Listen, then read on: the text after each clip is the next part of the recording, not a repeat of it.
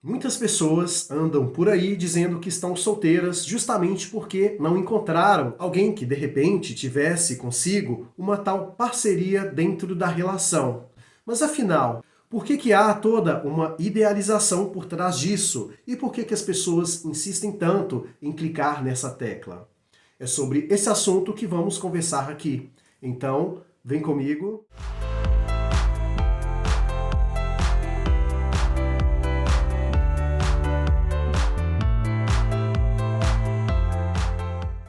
A você que está chegando agora no canal Vida Cotidiana, seja muito bem-vindo. Se gosta de conteúdos relacionados a análises comportamentais, filosofia e literatura, então não perca tempo, clica no botão inscrever e também ative as notificações. Vamos falar sobre a tal parceria nos relacionamentos. Tem uma frase que eu costumo dizer com muita frequência toda vez que vou falar sobre este tipo de assunto, que é o seguinte: em tempos de relacionamentos líquidos, construir uma relação sólida é um ato revolucionário. E não é para menos. Hoje em dia, as pessoas são bombardeadas o tempo todo com estímulos e recompensas jogadas no ambiente que fazem com que cada vez mais seja propício a questão da liquidez dentro das relações. E com isso, alguns ficam um tanto quanto céticos quando vão se relacionar, pois acabam por vezes criando uma espécie de idealização do outro. E com isso, ela espera o tempo inteiro que, de repente, uma pessoa ideal apareça em sua vida, correspondendo a todos os seus anseios. Só que sabemos que isso não corresponde com a realidade, porque ninguém é perfeito. Então, quando você está disposto a se abrir perante um relacionamento, logo você tem que estar disposto também a acatar não só o bônus, mas também o ônus daquela relação, que nada mais é do que os pontos a desenvolver das pessoas. Isso para não falar defeitos. Todos nós temos tanto qualidades como vícios e que, portanto, toda vez que você exige de alguém somente virtudes, você acaba sendo uma pessoa um tanto quanto deslocada da realidade.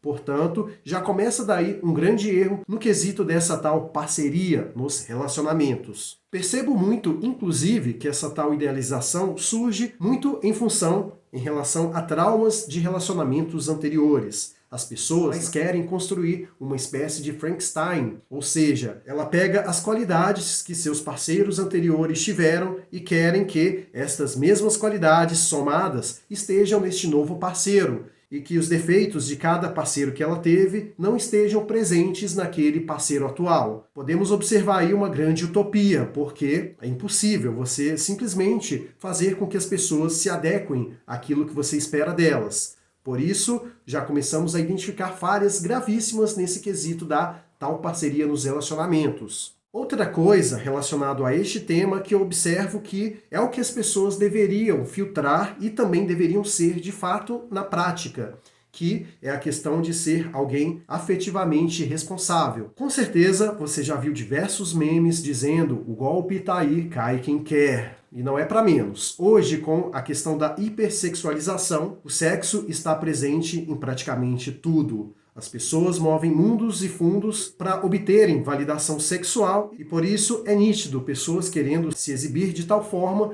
que mostrem uma certa conotação sexual naquilo. Outra coisa é a questão das redes sociais, que cada vez mais é um terreno fértil para que as pessoas se comparem umas com as outras ali na rede social e acabam também comparando os seus parceiros com os parceiros de outras pessoas ali presentes.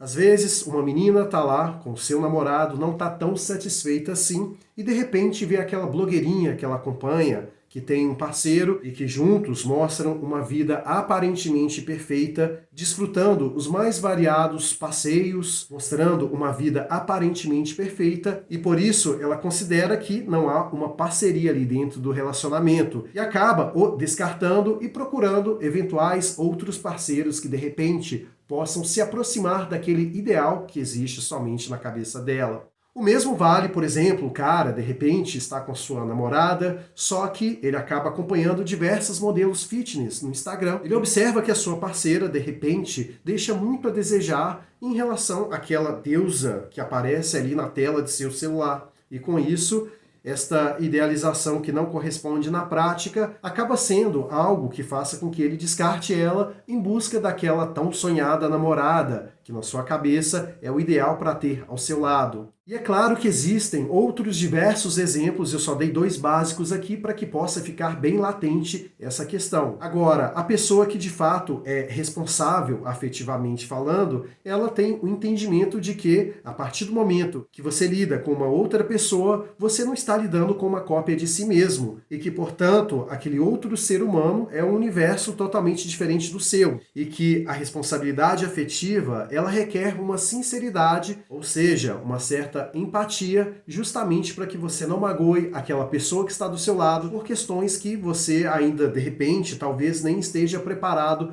para lidar. Mas afinal, tendo em vista este contexto, como que de fato constrói essa tal parceria dentro dos relacionamentos? Esta parceria deve ser construída com bases sólidas, baseadas em respeito, em responsabilidade afetiva, em entender que há uma diferença grotesca entre a vida real e a vida ideal, e também aceitar que o outro, ele não tem só qualidades. E quando você se relaciona com o outro, você está comprando não só as qualidades dela para ter ao seu lado, mas sim toda a gama de defeitos que vem junto, que não tem como separar. No começo de um relacionamento é tudo muito flores. As pessoas, por vezes, acabam escondendo os seus próprios defeitos. Mas com a convivência, isso se torna cada vez mais visível. É necessário se faz cada uma das partes ter um autoconhecimento de modo que consiga dialogar sobre aquilo que tem a desenvolver. Uma vez entendido que cada pessoa tem seus pontos a desenvolver, você tem que analisar se aqueles defeitos do outro são toleráveis ou não. E isso mediante a reflexão profunda que você consegue entender. O que muitas pessoas pecam quando vão se relacionar é que elas procuram pessoas pelas suas qualidades,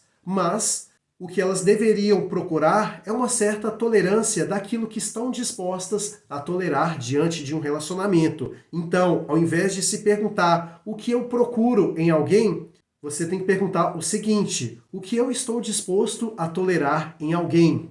E quando você vira a chave para ter a percepção de que não é as qualidades que mantêm um relacionamento, mas sim a tolerância em relação ao que a pessoa tem a melhorar, é que faz com que o relacionamento dê certo ou não. A partir do momento em que você consegue encontrar alguém que você consiga ter o mínimo de tolerância em relação aos seus defeitos, então esta é a pessoa certa para que você tenha esta tal parceria nos relacionamentos que muitos dizem estar à procura. E o resto, como a gente já sabe, é tudo uma mera construção de dia após dia. E para fechar o vídeo, eu entro num ponto que realmente também deve ser levado em consideração. Em um relacionamento, você colhe aquilo que planta. Se você planta coisas boas, logo, por óbvio, a tendência é você colher coisas boas. E outro ponto é que ninguém muda ninguém. Ou seja, se você aceita uma pessoa do seu lado com defeitos que você não consegue tolerar, mas na sua cabeça você pensa o seguinte: esta pessoa vai mudar com o passar do tempo. Se ela não mudar por conta própria, eu vou fazer com que ela mude. Logo, então está tudo certo. Eu permiti que esse relacionamento aconteça na minha vida. Por favor, não cometa esse erro que é gravíssimo. A mudança ocorre de maneira interna, de dentro para fora. Tudo que é externo não é capaz de provocar mudanças em alguém, mas sim, à medida que a pessoa vai tendo reflexões próprias, autoanálises e também conclusões diante de algumas experiências que ela viveu, aí sim é que talvez a chama da mudança possa se fazer presente naquela pessoa. Agora, simplesmente pelo fato de alguém estar pedindo ela para mudar, aí é uma coisa que não tem o menor cabimento. Porque o ser humano, ele tem uma coisa chamada ego. E não só isso, ele tem também várias travas que o impedem de mudar apenas pelo fato de uma pessoa estar fazendo esse pedido. Se fosse assim, alguém que estivesse sofrendo por um término de relacionamento, se viesse outra pessoa para ela e dissesse: para de sofrer, eu estou pedindo. Logo, todo aquele sofrimento cairia por terra e, consequentemente, a pessoa não mais estaria com o sofrimento do seu lado. Então, essa questão de mudar, de solicitar ao outro mudança e entender que ele vai acatar,